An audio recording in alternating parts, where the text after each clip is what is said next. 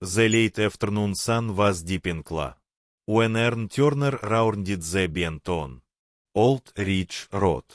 But on this ordinary evening, a sound so faint and disparity pierced the heavy air.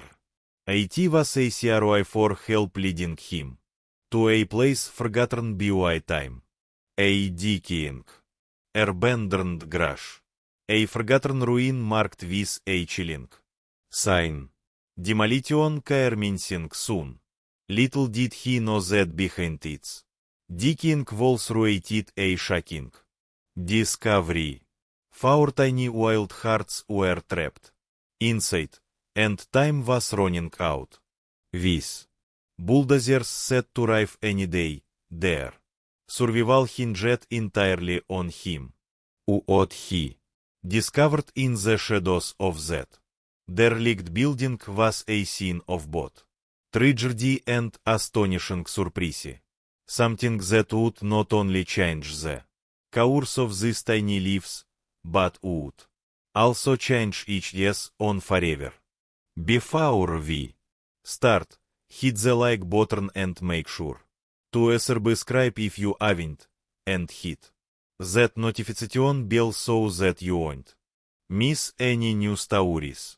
The late afternoon sun, a molten gold pouring through the dense canopy of the Tennessee hardwoods, was dipping low when Ern Turner rounded the bend on Old Ridge Road. The air was thick with the scent of pine and damp earth, a familiar perfume that usually brought him a measure of peace.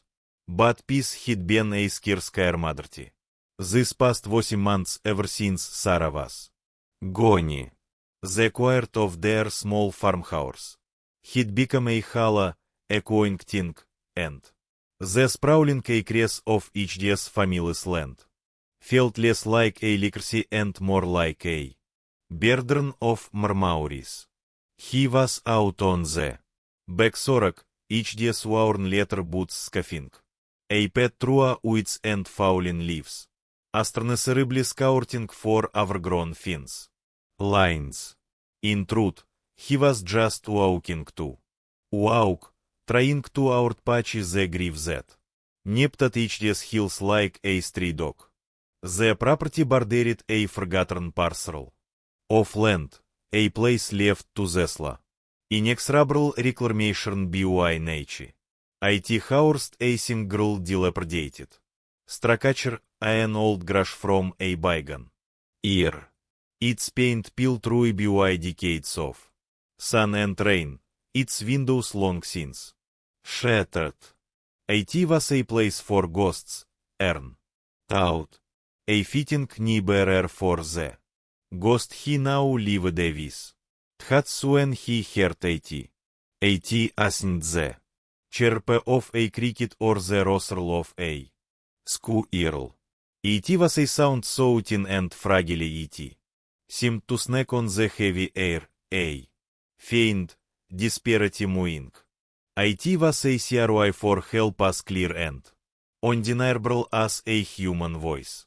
Ern stopped, each yes hit cocked, the setting sun casting each yes long shadow ahead of him. The sound came again, a little stronger this time, from the direction of the abandoned garage. Curiosity, an emotion he hadn't felt in months, pricked at each day's weariness. He pushed through a tangle of blackberry bushes, their thorns catching at each day's denim jacket, and hugged the rostered, sagging guardrail that separated each day's land from the forgotten plot. He moved with the quiet tread of a man who knew the woods, each day scanning the derelict building. The garage was even more decrepit up close. The corrugated metal roof was buckled and stained with rust, and a wild grape vine was strangling one corner, its tendrils creeping through the broken panes of the main door's windows. He circled the structure, the mooing graying more distinct, drawing him toward the rear wall. There, nadit trua the bees of the Uetert udern backdaur, vaseira. Foot square hall. He crouched, each dies nis. Cracking in protest. Peering into the dusty gloom, each dies. Struggled to adjust. And ten he saw a flash of gold, a pair of luminous blue eyes, white with terror, staring back at him. The face was impenetrably small, framed by of earth. Ears and flecked with delicate black spots. It was a bobcat kitten. Aron's bread caught in each strot. It seen bobcats before, but only us. Fleeting, powerful shadows sleeping. Through the twilight woods. It never been this close to one, let alone a baby. He there, little one, he whispered. Each day's voice a larambrel. The tiny face flinched and vanished back into the deeper shadows. Ern stayed perfectly still, each day's heart thumping against each day's ribs. He knew this land. He knew the local gossip that filtered through the feed store. This old property owned by some out of state corporation for decades had finally been sold. A small dishrity sign it noticed. A week ago on the main road confirmed. A.T. Futuricity of Rich View Storage. Solutions. Demolition commencing soon. Demolition. The word hit him with the force of a physical blow. The crews would come with their bulldozers and wrecking balls. They oldn't bother to check inside an old ruin like this.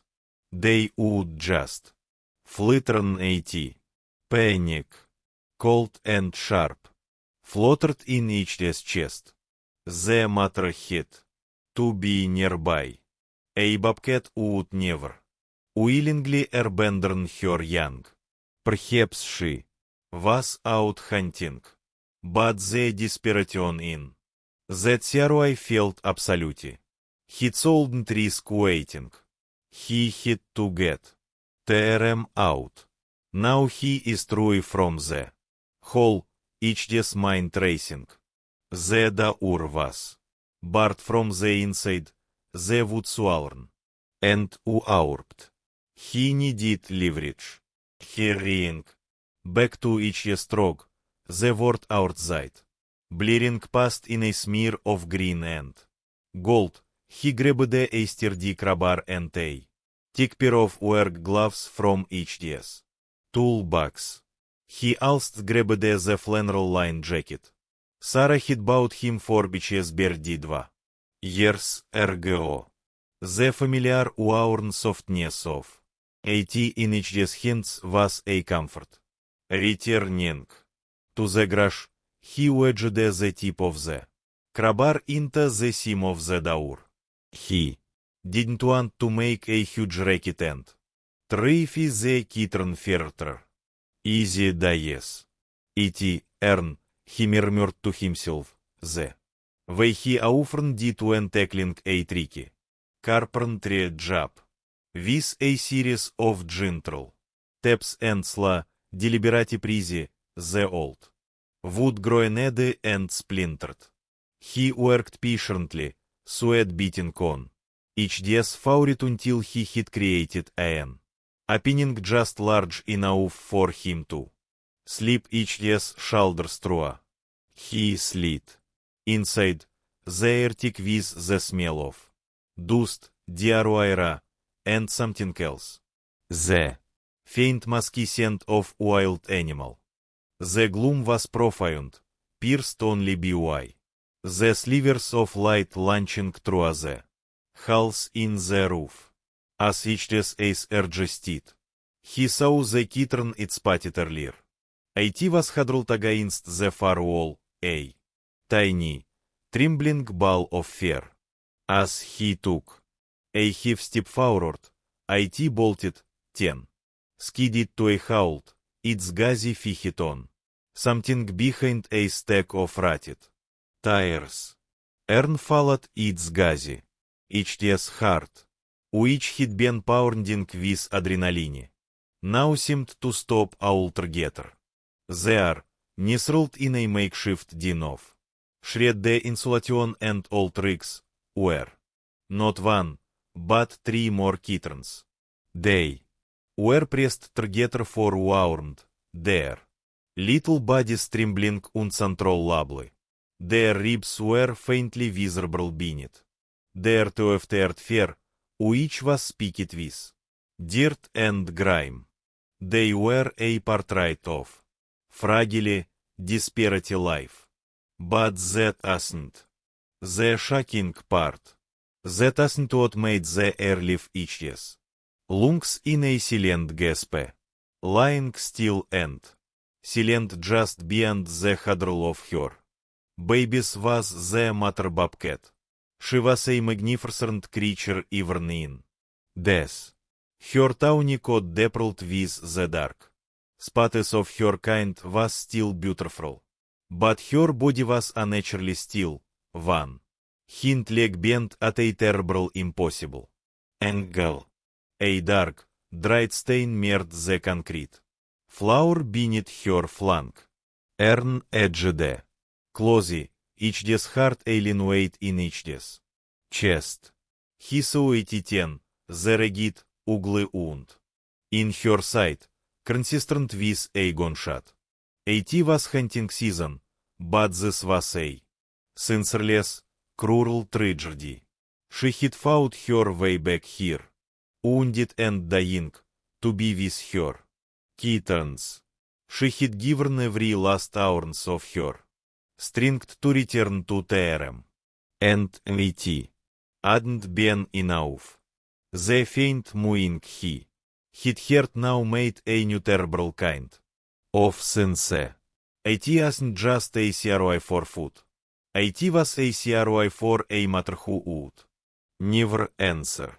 A wave of profound sadness and it anger washed over Ern.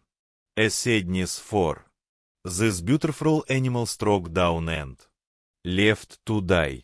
Anger at the carelessness, the cruelty of it, and a fierce, overwhelming sense of responsibility for the 4 tiny elephant leaves now staring at him with white, triffy eyes. The demolition wasn't just a threat anymore. It was a death sentence.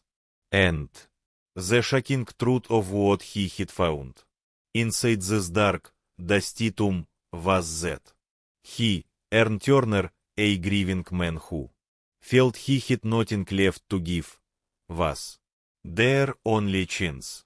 He knelt slowly, stripping off Sarah's jacket and laying it on the floor, the soft flannel facing up. "It's okay," he whispered, his voice thick with emotion. "I'm not going to hurt you. I'm here to help." He reached first for the boldest of the bunch, the one who had been at the hole. The kitten hissed, a sound more like air escaping air than a real threat, and batted at each's gloved hand with paws that were all full of and no fury. Gently, but firmly, he scooped it up. It weighed almost nothing. He placed it in the center of the jacket, and it immediately tried to scramble. Rui. One by one, he gathered the others. A small, quiet family who tucked her head under each hand as if in surrender. A clumsy, boisterous male who tumbled over each on feet. And last, the smallest of all, a tiny scrap of a thing that was barely moving. Its eyes half closed. He was the one Ern worried about the most. He wrapped the jacket round the 4 trembling bodies, creating a warm, secure bundle. As he backed out of the garage, he gave One last sorrowful look at the matter. Bobcat. A silent promise passing between the living man and the dead animal. Take care of TRM. He hurried back to each stroke, the weight of the kittens in each's arms, a strange and patent me off. Heartbreak and purpose. The sun had finally set and the world was painted in shades of purple and indigo. As he started the engine and pulled Roy from the place of death and discovery, each day's heart was pounding a frantic archwatechem against each day's ribs.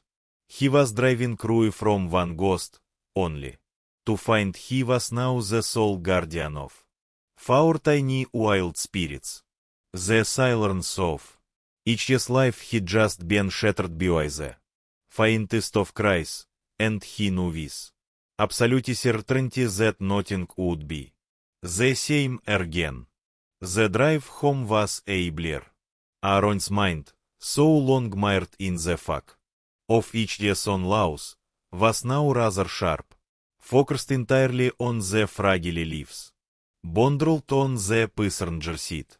The quiet farmhouse, usually a place he dreaded returning to, now felt like a sanctuary, a place of urgent work. He bypassed the front door and went straight to the laundry room at the back of the house. It was warm, enclosed, and had a linoleum floor that would be easy to clean. He found a sturdy cardboard box that once held cleaning jars and lined it with old soft towels, creating a makeshift nest. For warmth, he retrieved a heating pad, setting it on the lowest possible temperature and covering it with another thick towel to ensure the kittens wouldn't be burned. He filled a shallow dish, the saucer, from one of Sarah's old teacups, with fresh water and placed it in the corner of the box. Finally, he gently unwrapped the jacket. The four kittens blinked in the southern light, huddling together. They were even smaller and more fragile than it realized. The little one, the Rond, was barely responsive. Panic flared in him again. What was he doing? He was a retired carpenter, not a veterinarian. His first instinct was to call the vet in town, but he hesitated. Dear Miller was a good man, but he dealt with cows and golden retrievers, not wild bobcats. He might be obligated to call the authorities, and Ern feared they would simply euthanize the kittens, deeming them too young to survive. He needed a specialist.